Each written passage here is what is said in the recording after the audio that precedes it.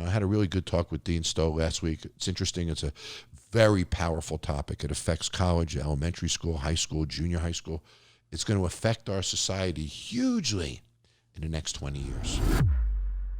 I don't want to share someone else's thoughts. I want to create my own original thoughts. I want to create my own original solutions.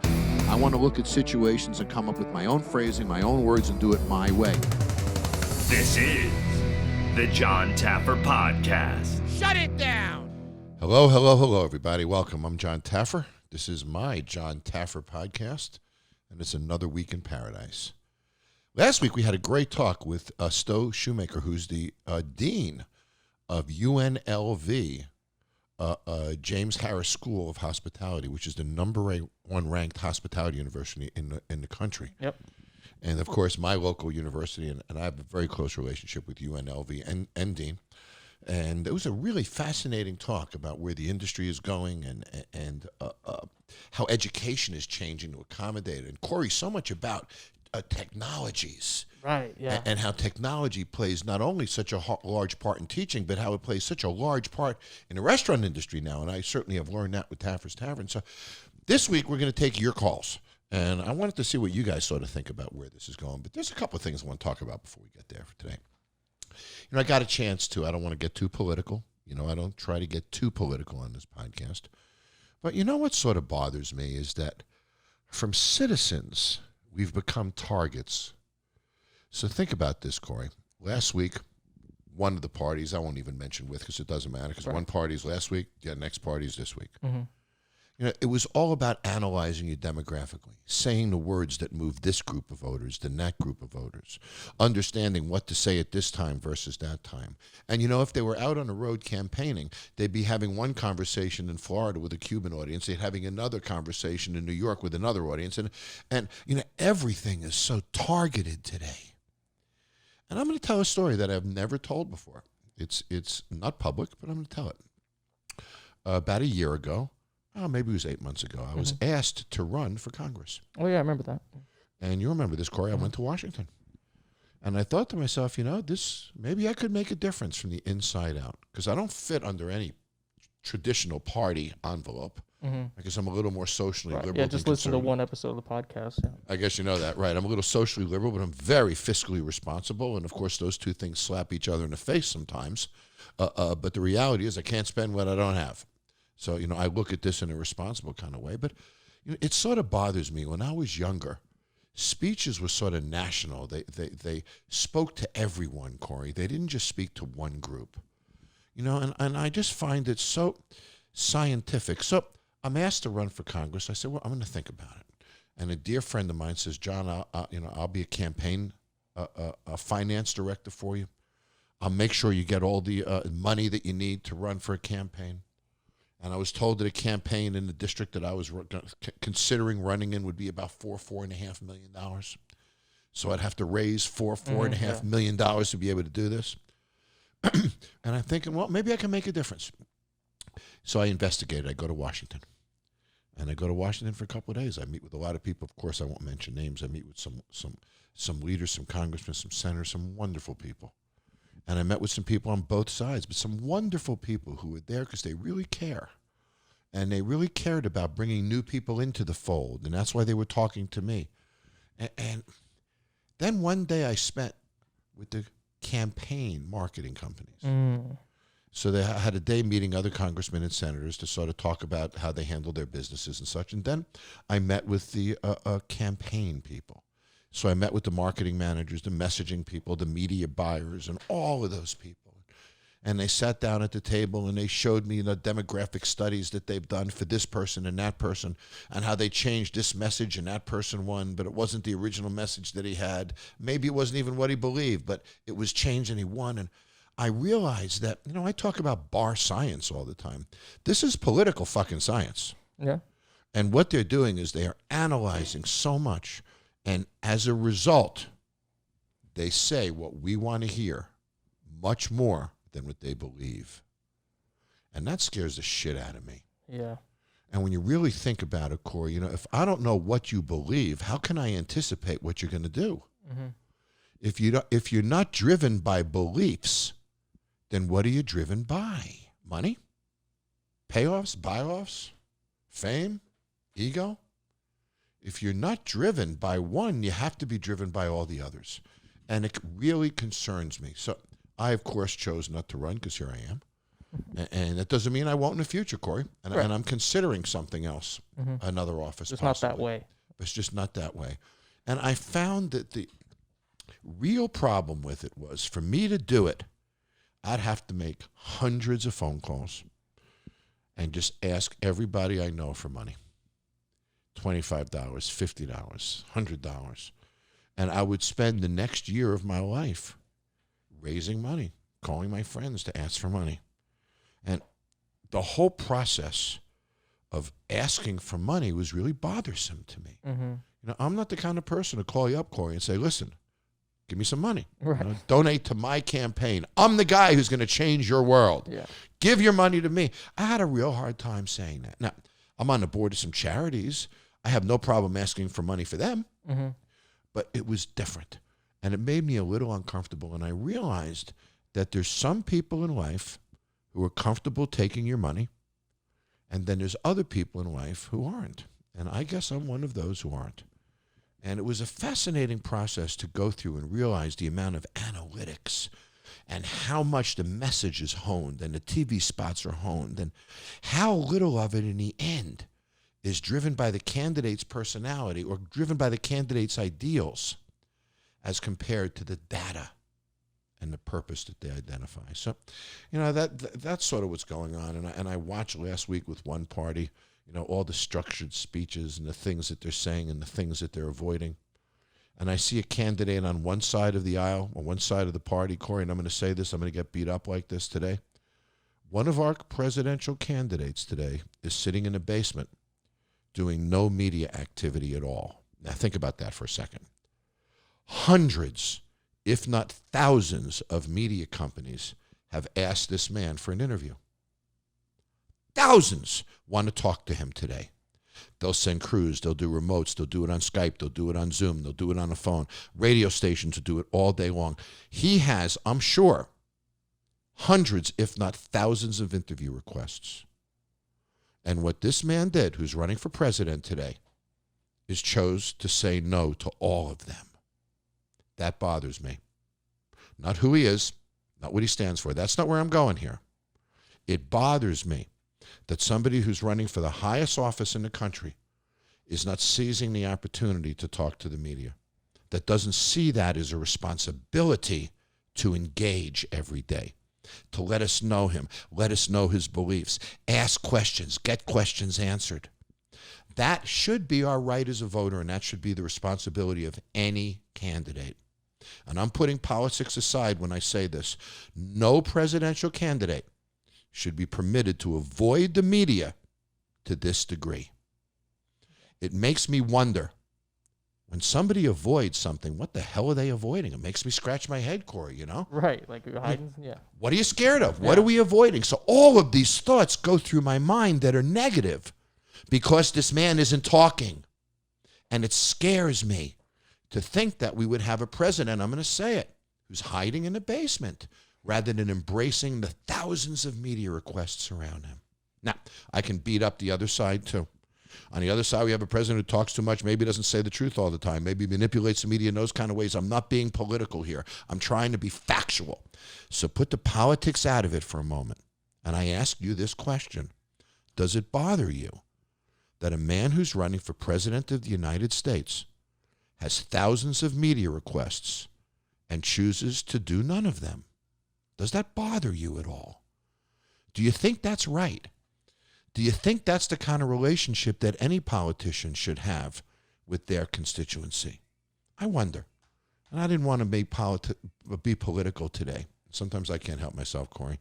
But it's just interesting to me when I try to take issues out of it and I try to say, no, I'm not thinking left, I'm not thinking right. I'm just looking at something that bothers me.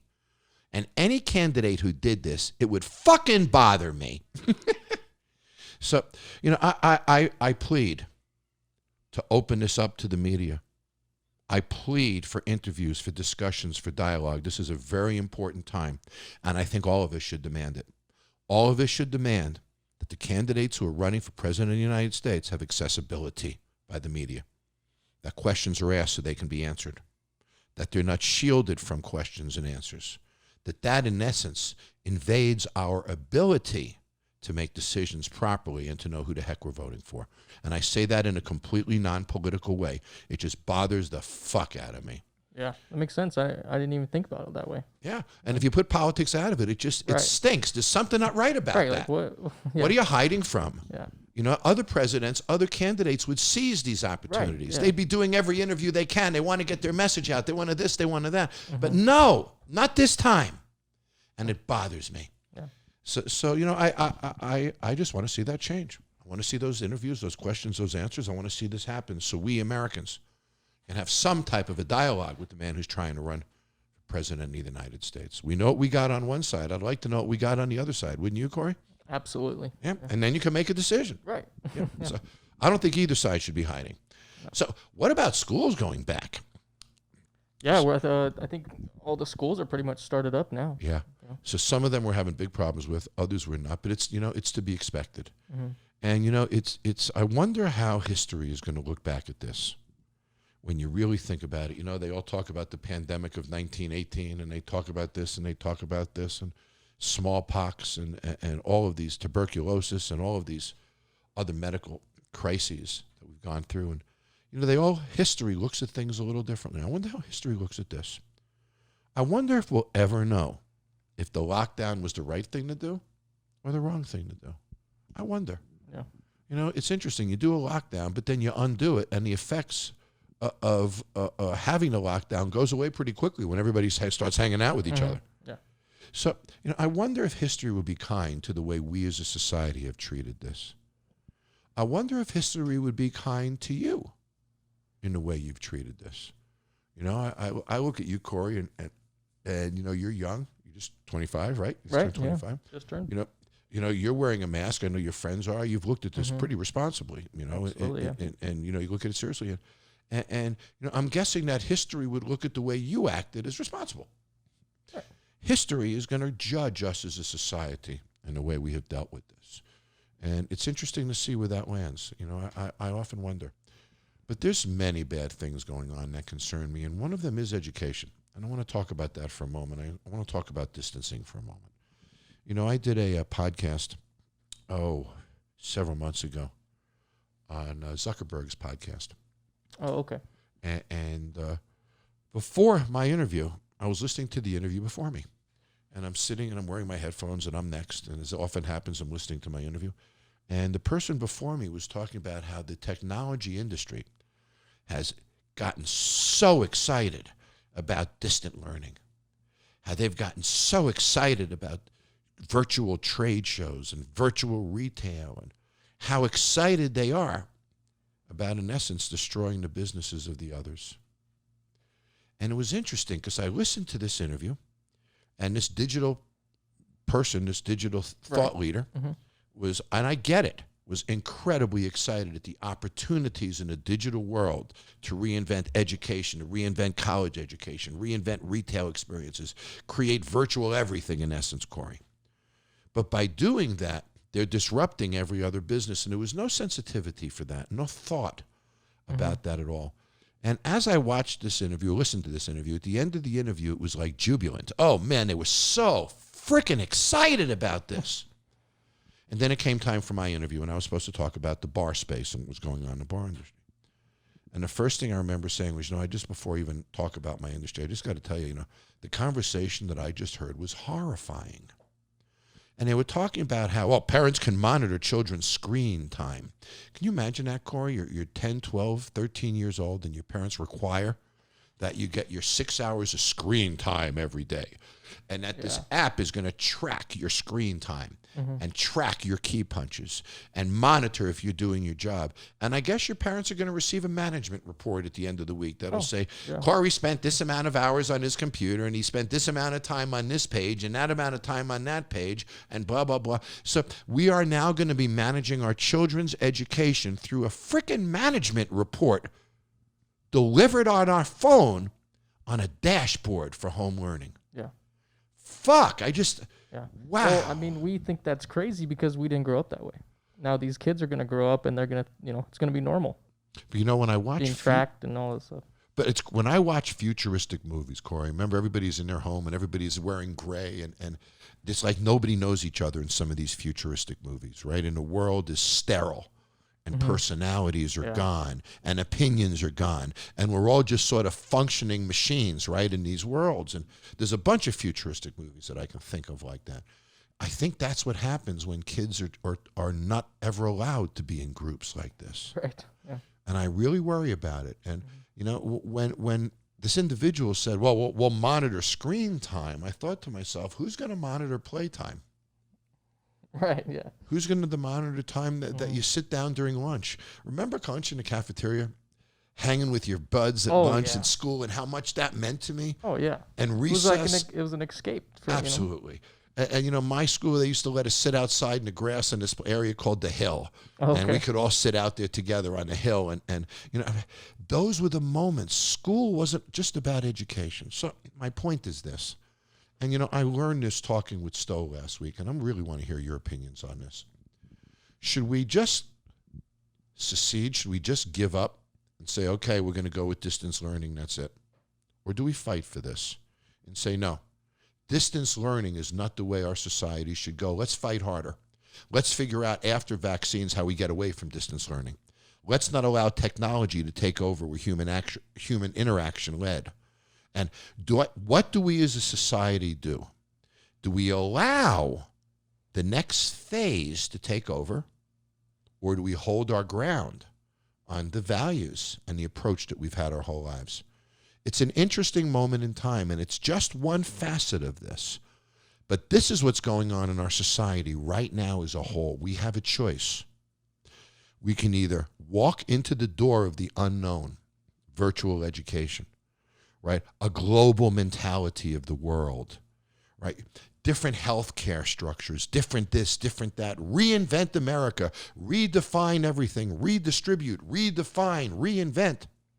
Do we want to walk into that door, or do we want to sort of stay in the door we're in a little bit and maybe walk in the door of innovation a little slower?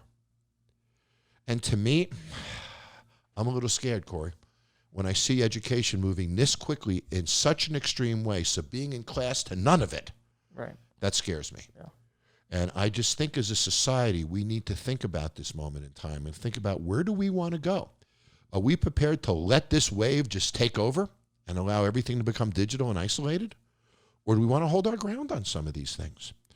This relates to the way you live your life. It relates to the choices that you're going to make. It relates to what you do on Election Day. All of this matters. So, do we embrace and rebuild what we have and fight for it, or do we throw it away and start over again? I don't know, Corey. I sort of like a lot of what we got, don't you? Yeah, especially when it comes to schooling. Yeah. Yep. Absolutely. Schooling, educational programs. I agree with you.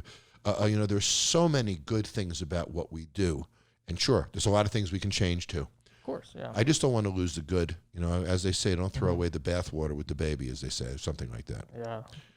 So, I was curious to hear what you guys think about it. So, Corey, let's open up some audience calls. Audience calls.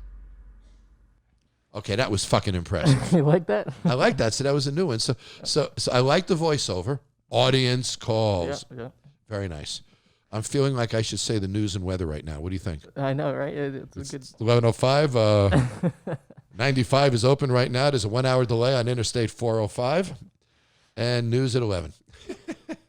All right, let's get into these calls. So first up, we have David from Tennessee. Hello? David, Jon Taffer here. Hello, Mr. Taffer. It's great to be speaking with you, sir. Thank you, buddy. So you're in Tennessee. Yes, sir. Your University Big of orange country. So I'm guessing there's some orange clothing in your house down there, isn't there? Yeah, there is. I'm wearing the Power T right now. Awesome, buddy. Well, you go to a great university with an incredibly rich history. And yeah, love the history down there. And it's a big university and an influential university. And it's interesting because we were talking on a podcast, David, about, distance learning. and the impact Yeah. on socialization and, even personal growth and development and all of this. And you're sort of struggling this with yourself right now, aren't you? Yeah. It's everything kind of self-collapsed in on itself. That's basically what happened with everything stopping just so abruptly. So what are you doing? So you're not on campus now, so you're home? Well, yeah, but I live in town. Gotcha. So I'm local to the area. I actually went to high school at the L&N train station downtown Knoxville, right next to the university. So okay. I'm very familiar with the place. So do you have classes you can go to, or are you all distanced right now? I actually had one class that gave me the option of going to campus. Yeah. And I have one class where I have to physically draw stuff for my advertising course, and I have to physically go to campus and turn it in. And Interesting. It's a very interesting way to do things. So So talk to me about the distance learning for a moment. So what are you looking at? Is the teacher giving you a lecture online? Is it replicating a classroom environment? Is it worksheets? Is it like outlines on paper? Share with us what your online learning experience has been like. Well, my online experience has been mostly you have classes that are synchronous, that follow like an actual college schedule of time, and when you have to go, like I have to go in. Like today, I went in at 1:10 at my time, and I went in for psychology, and then I had to wait until 4:30 to go to a class virtually again. Gotcha. So for my advertising research. So you're not doing that's example today. So you're not doing the classes then when you choose to. There is a schedule. So when you looked at the Some of them are that way though. So when you look at the screen, David, and let's say your psychology class, was it a professor talking to you? Yes. Okay. And they share their computer screen, and basically if they had a PowerPoint that they would have shown in class, it's basically virtually the same. Gotcha. So they're replicating the classroom environment. And can you ask questions by comments? Is that how you do it? We actually do it by actual voice, and some people try to do it by comment, but they normally don't do it by comment. Everybody's still getting used to it though, but it's very interesting. Yeah. Are there more students online now than there would have been in a classroom?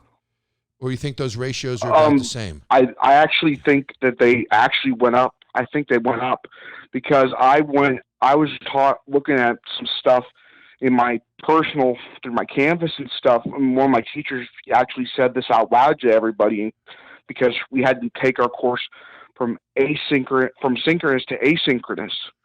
And she said, we have over 1,000 people taking this course. Wow. And it's like, and it's pretty crazy that even like in one section, it has over 500 people, and that's just accounting. Wow. So if you had a question, there's not a great likelihood you're going to get it in within that session. Yeah. Like, for example, today, the teacher sent a mass email saying that, oh, you didn't do this assignment, but apparently her inbox literally got flooded with thousands of emails today. Wow. Because of it. And how's she going to answer them all? She's had to make a mass Canvas thing saying, I screwed up. Yeah. So let me ask you a question. So I think we're at a really powerful turning point in our society right now. And I think one or two things can happen, Dave. And I'm curious to hear your opinion because you're living this right now. One or two things can happen. As a society, we can say, okay, let's let digital and distance learning take over. Let's let these programs get developed, and let's allow the future of education to become distanced online, and let's reduce the importance of campuses. Or we can say, no, the cost to students is too great. Let's not allow that to happen. Let's hold our ground, and when this pandemic is over, let's get people back in the classroom as soon as possible. Which of those two postures is yours? Fight to stay in the classroom, or allow this to just take over? I'll be honest. I've been in high school. My high school was an experimental STEM high school, so we kind of dabbled with a little bit of this already. So for me, I like being in the classroom because I'm a people person. I like to get to know the professor. I want to meet them, know them, try to connect with them like you do sometimes, Yeah. like you do. You are a very person who wants to know what's going on in the moment. And that's kind of what I like to do when I am in the classroom. I like to connect, and I like to know everything I can. And then, but on this online,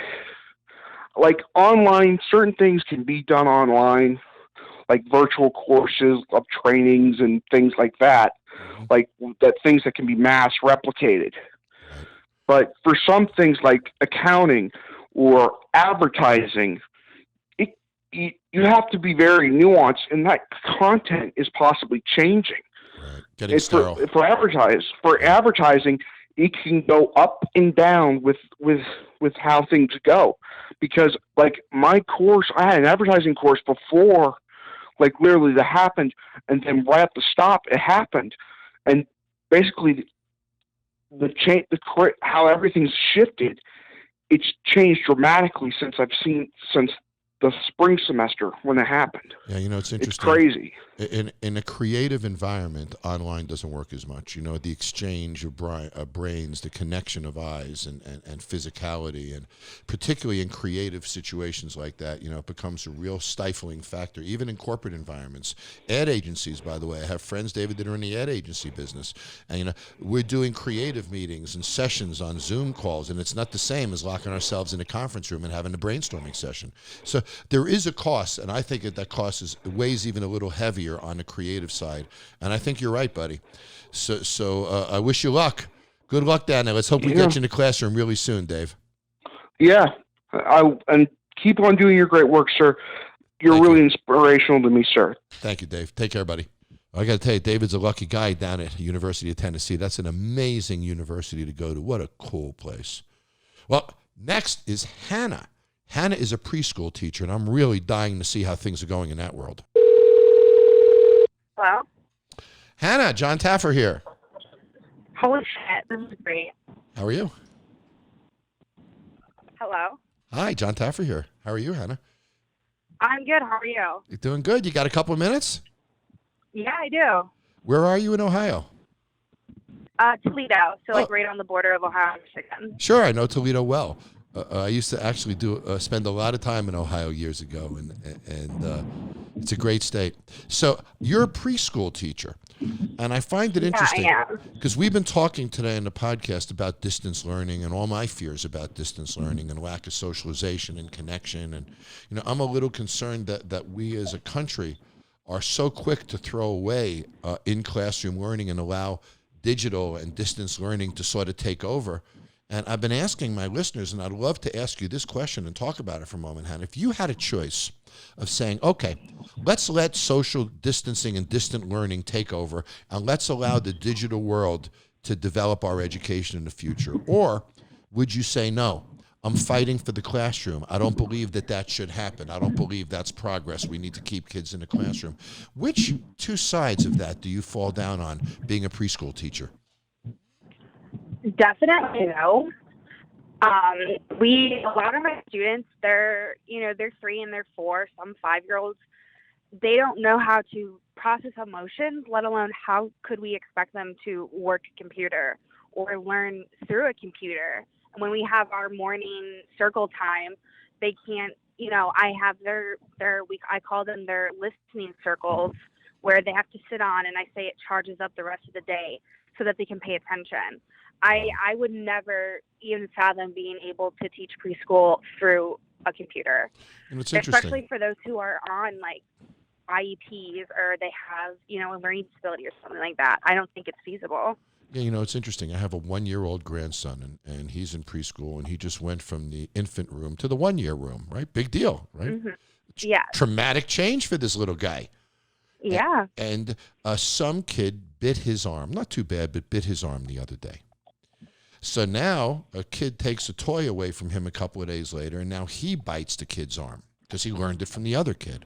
So now there's this issue where a child has to learn parameters, and they have to learn what they're allowed to do and what they're not allowed to do. And it's society who teaches us those things. It's funny, Hannah, I look at my dog, and I have a new rescue dog who's been with us for about 6 months. And when he came into the house, he couldn't figure out anything. And he kept breaking all the rules, but my other dog straightened him out pretty quick. Yeah. And I think that society has a way of developing us and protecting us, nurturing and growing us, and I think we take that away when the kids aren't together. So I agree with you completely. So how is your situation at preschool now? Are all the students coming? Are you guys open? Yes, we are open. We definitely, preschoolers do not have to wear masks per Ohio's current ordinance. The kids don't. No. Right. So, like, they have an after-school program for, like, school-age kids. They have to wear masks, but the younger ones do not. We have to wear masks at all times. Yeah, and then you have you have serious sanitation rules. You're cleaning everything and wiping everything all the time. Oh, yeah, we're cleaning everything. We have, it's called a Zono machine that we write down all of the toys that were used that day, and they get run through the Zono, and it's like a giant sanitation machine. Wow. We have spray that we spray on all surfaces. They don't share crayons. They have their own pack of crayons. Wow. They cannot bring anything in from home. So they used to be able to bring like backpacks, and they used to be able to like bring in their own toys and their own blankets and stuff for nap time, but they cannot bring anything in from home anymore. We provide everything. So who helped your school put these programs in place? Because you have a private preschool, I'm guessing, right? That you work for? Yes, private preschool. And they only own that one school? Yes. So they're not a big chain operation or nothing like that. Who helped them put all these programs in place? Do you know? The local health department. So they did. So the local health department was a resource for your school to provide these systems and procedures and such. That's good to hear. Yeah. So have you found the state was really supportive during this process? Kind of. With how much they're kind of changing everything, it can be hard to keep up. Especially since obviously whenever the governor does a press conference where he discusses schools and daycares and things like that, we don't find out anything beforehand, obviously. And, we'll have parents come in at pickup time and they'll be asking us 100 questions over what just happened, and we haven't even read the press report or we haven't even received anything yet. It's going from, so quickly. So it's really, we'll get bombarded. I'll tell you, though, it's interesting one, I live in Nevada, I live in Las Vegas, so I'm not involved in Ohio politics per se, and I don't know very much about it. But I've seen your governor a few times on national news, and I don't even know if he's a Democrat or Republican, to be honest with you, but I liked him a lot. He did some videos from his living room in his home. He seemed warm. He seemed very caring. I liked him very much as far as he emulated a feeling of trust in me. Is he popular in Ohio? Yeah, he is.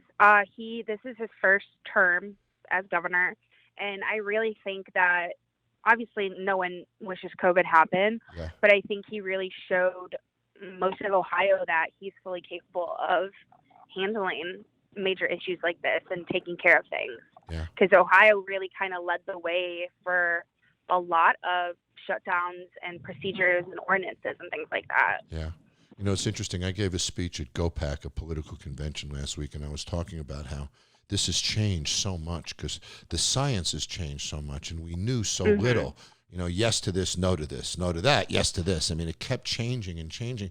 But it seems to me now that the science has leveled out and you know what procedures you're doing. So I want to ask you a really important question for our listeners. If I had a 3-year-old, or if you had a 3-year-old, your 3-year-old little boy, the joy of your life, would you send him to preschool today? Yeah. You would? Because I see what we're doing firsthand, and I always put the safety and the health of my students before, and we're doing everything that we possibly can to keep our kids safe and to keep them healthy. And not only that, but to make sure that they're catching up on everything that they might have missed and learning a lot more. Yeah, that's great to hear from you, Hannah, and it's great for our listeners to hear this. And this is my belief. Now, a larger school, a high school, we're talking a whole different animal here, right, with hundreds of kids in it and stuff. But the fact of the matter is your environment is safe, preschools are safe across America, and I know this from other preschool operators I've spoken with. So you put our mind at ease, and you and I agree completely. Let's keep the classroom going. Let's not move these kids to computers. Definitely. Thanks, Hannah. Nice to talk to you. Take care. Stay safe. Thank you. You as well. Bye-bye. Hannah, thank you. You know, that view is powerful. You know, you think teachers want to get out of the classroom and get into digital. They don't. They want to interact with their children. And here is obviously a teacher in Hannah who loves the kids, wants to interact with them, wants to watch them grow and learn. And we don't want that to disappear. Well, Kara is another school teacher, and Kara's in New Jersey. Hello. Hi, Kara. Jon Taffer here. Hi, Jon Taffer. How are you? I'm very good. I'm talking to a Jersey girl here, huh? Yes, you are. Where are Born you? and bred. Where are you in New Jersey? Burlington. It's about 20 minutes from Philadelphia. Sure. I know that area well. Mm-hmm. I used to spend a lot of time in Philadelphia, at Cherry Hill, and used to go to Ocean Grove in the summertime every summer. Oh, Ocean Grove. My mom grew up near, Manasquan. She graduated from Manasquan High School. Ah, well, I love that area, the boardwalk. And if anybody's never been to that area, the Jersey Shore, boy, you really should do it, especially this time of year. It's beautiful there now.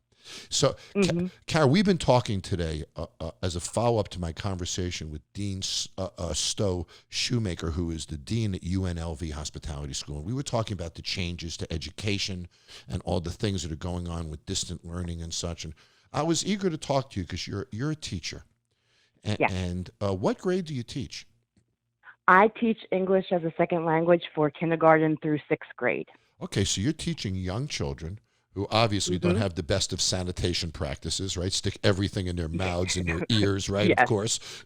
Of course. Don't have any comprehension of any of that.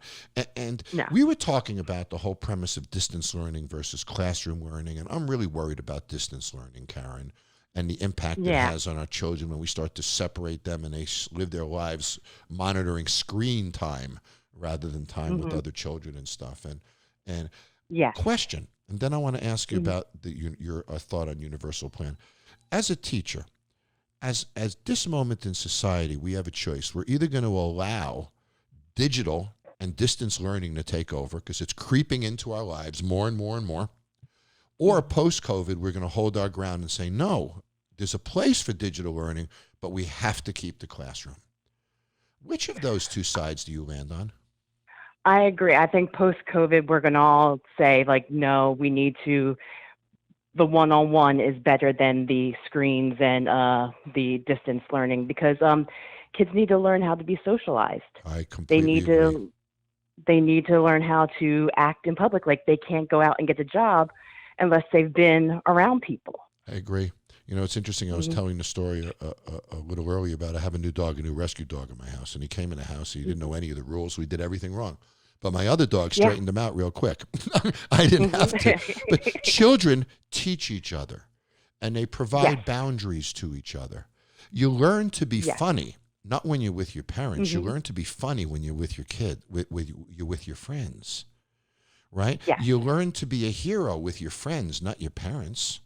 Right? You learn to be the great athlete or the great learner or the great speaker or the great this or with your friends, not your parents. And I get really concerned that all of that peer recognition and all of that starts to disappear. And I'm with you, Kara. I think that we have to hold our ground and fight for classrooms when this is over. And let's get prepared because I think we're all going to have that fight. Because budgets are going to be smaller and they're going to say, oh, no, we can have less teachers, less classrooms, less facilities. And that's the fight I think we're going to have. So you had a concern that there's no universal plan now. What are you worried about? Right. Talk to me.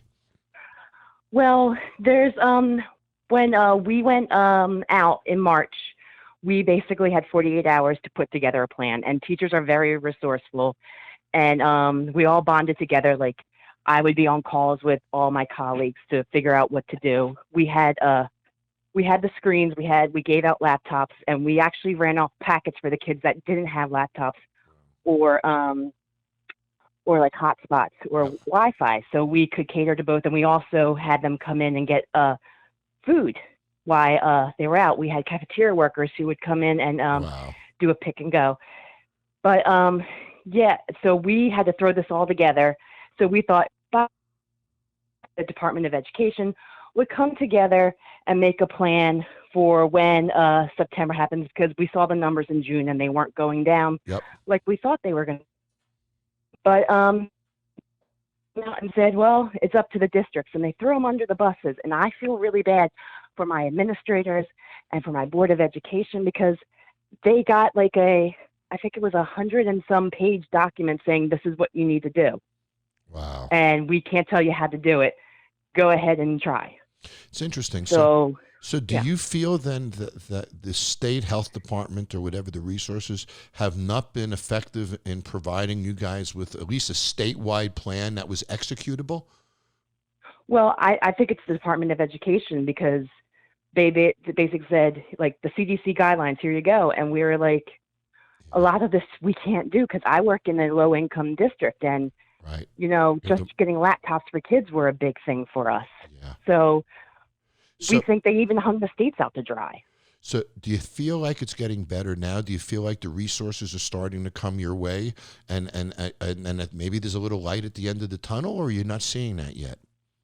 Well, what was really good is our governor came out and said, look, if you guys aren't comfortable or you think the schools aren't safe going back, you can do remote until we can make the schools safe. So my district, we are doing remote until October 13th. And then we're going to try the hybrid model, which divides the kids into cohorts, and they'll be in school for half a day for 2 days, and then online for 3. But I'm glad to hear that, because you're fighting to keep the classroom going is what you're doing. Yeah. And you're just trying to do it in a measured way, which makes perfect sense. So do you think that that's probably, and look, I'm asking you a big question now because you're sitting in New Jersey, you're not looking at all of America, but do you sense that the kind of way you're going about it is the logical way that the nation should go about it? I think so. I think remote until it's safer, like the HVAC systems is what I'm afraid of the most, with the air not circulating in there, with kids sitting there and being stagnant. That's what's nervous to me. I think if we ease our way in and not have kids in there for 8 hours, which is ridiculous. Yep. And just seeing how, because remember when we took them out in March, the numbers for kids, everyone's like, oh, it's low in kids. That's because we haven't put them in this situation. Right. Now we're seeing the numbers go up because they're back in that situation. Yeah. Sure. I mean, the virus jumps from human to human. I'm not sure a kid is completely excluded from that process, and that's been proven. Yeah. So. And I have a niece who's immune compromised because she's asthmatic, so it's scary. Am I going to be able to go see her, because I don't know if I'll be carrying it. Yeah. Well, that's the other problem with this. Whenever any of us go out, how do we go around other family members or other friends? So, I find that I'm self-quarantining myself, then doing something for a day, then self-quarantine. So I get 1 day every 14 to do something. Because quarantine is such a part of our lives. So for those who have children that are listening right now, as a teacher, as one who's in the middle of this now, Kara, and I'm not trying to put you on the spot, but I'm going to put you on the spot. Based upon the way that your school system is dealing with this and the way they've sort of got their arms around it and the procedures that they're putting in place and such, would you be comfortable sending your child to school? Let me rephrase that. Hybrid, your healthy child to school. My healthy child, If they're healthy and they understand what's going on, I would be okay with the hybrid, not bringing them back full time, because I don't think that. But I would practice with them wearing masks around the house now. Yeah. I would send them into school wearing clothes that they can, when kids go to the bathroom, sometimes they can't unzip or zip up their pants and they need help. And we can't help them right now because we can't get 6 feet close to them. So just make sure they're trained before they go back. Yeah. If they were trained, and I would probably do the hybrid. So what would you advise a parent? So should a parent go to the school? Should a parent call the school, talk to the school, ask questions? I know I would. If I had a young child who was going back to school, I would want to call that school and understand all the procedures that are in place, ask reasonable questions, know how I need to train my child to be prepared for this, etc. Is that the recommendation for all parents? I highly suggest that. My brother and my sister-in-law, their son, my nephew, is going to kindergarten for the first time. And they went and they called the school and they asked them questions about how the desks would be, if what's going on with the remote and everything else. And then they also got the name of his teacher, and they called they emailed the teacher and they've been talking back and forth to be introduced to the teacher, because a lot of these kids are going to teachers now that they don't know, because we didn't have time to for them to meet them in the Right, spring. sure. But yeah, so we need just, first of all, be kind to the teachers because they're really stressed out right now, and just ask them any question you want. We're here to ask questions, and if the teachers can't answer your questions, the school or administrators, they will hop on it too. Well, the great thing about questions and communication, and I think this is the best part of our conversation today, too, Kara, is this message. Parents need to be a part of this. Don't throw your kid on a bus or in a car and just let him go to school. Mm-hmm. Be a part of this. Understand what's going on. Prepare your child. The school is getting prepared. And make no mistake, that teacher is every bit as worried about their health as you are about your child's health. If ever I've seen America with a common interest, it's right now, Kara. None of us want to get sick. We all agree on that. Yes, we all agree on that. So if there's anything we should work together on, you'd think it would be that. Kara, thank you. This has been a great conversation. I wish you luck in this season and stay safe. And I bet you're a terrific teacher. And thank you. And I'm going to guess that you're greatly handicapped when you can't be in the same room with these kids who mean so much to you. Yes. Yeah, so it's a hard time for you. Hang in there. Hopefully you'll be back soon. Okay, thanks. Bye-bye. Well, thanks, David. Thanks, Hannah. Thanks, Carrie. Those were good calls. You know, it's fascinating, Corey, to actually talk to the people who are in the thick of it. Yeah. You know, you watch the news, you hear things like, well, the teachers union is fighting. They don't want to go back to work. That's not true. Yeah. They want to go back to work in a safe kind of way. That was just proven to us when we're talking to teachers. Yeah. That's their passion. That's what they do. And then you hear, well, school systems aren't doing what they should to keep our kids safe. Of course they are. Yeah. They have kids too. Right. You know, we forget that the people that run our schools live in our communities. They shop in our stores. They have children too. Sometimes we forget, and dare I say it, I'm going to put my foot in my mouth. Police officers live in our communities too. They're our neighbors. Their kids go to school with us. Because they put on a certain uniform doesn't categorize them in a certain way. So this is our community caring for our community. And I think a school is the essence of that. I learned a lot during this podcast. I hope you did too. Teachers want to get back to the classroom. There's a logical, safe way of doing that. We talked about it today. Parents certainly want to get their kids back to school. They're ready to rip their freaking eyes out. And even like David, you know, even he wants to get back to class. And as a college student, he wants to get back to class. So let's stay focused on how we get back to the classroom, not how we eliminate the classroom. And I think that's sort of where we started, Corey. So you know what's in my hand right now? Oh, yeah. What you got? I have a can of Taffer's Sparkling Craft Cocktail. And, you know, I happen to have 7 flavors. Mm-hmm. There happen to be 7 days in a week. There is. You get the connection here, Corey? There is, yeah. So I am now having a flavor a day. And I am forcing myself to have all 7 flavors every week. So now I am having, and I must say I haven't had this flavor in maybe 2 months, maybe since we even tested it, having a little California lime today. Oh, okay. So I'm going to wind down this podcast telling everybody the next few podcasts I'm going to be in Atlanta, Georgia, opening up Taffer's Tavern in Alpharetta. It's opening in about 3 weeks or so. We sort of open quietly and soft because we're training everybody. We don't want huge crowds and such. But I am incredibly excited about Taffer's Tavern. Right now, I want to thank Sean Walker, Alan Walker, Adam, Gina, my whole team that's been working so hard on the opening of Taffer's Tavern. I want to thank Hemet, Seth out there in Alpharetta, who are franchisees that own that unit. Boy, is this exciting. If you're in the area, come check out Taffer's Tavern. If you're not in the area, boy, this California lime is pretty freaking good, I got to tell you. Yeah, that one's refreshing. Try some Taffer's Seltzer or some Taffer's Extra Spicy Bloody Mary Mix, which is also pretty kick-ass. But you know what? At this time, let's remember, we're a community. And when a community supports each other, the community benefits from it. Yep. We had another police incident. Yep. It's another reason for people to get enraged. Yep. It's another reason for us to get divisive. Yep. It's another reason for us to have a political demonstration again. And yep, it's a reason for people to get angry and have problems.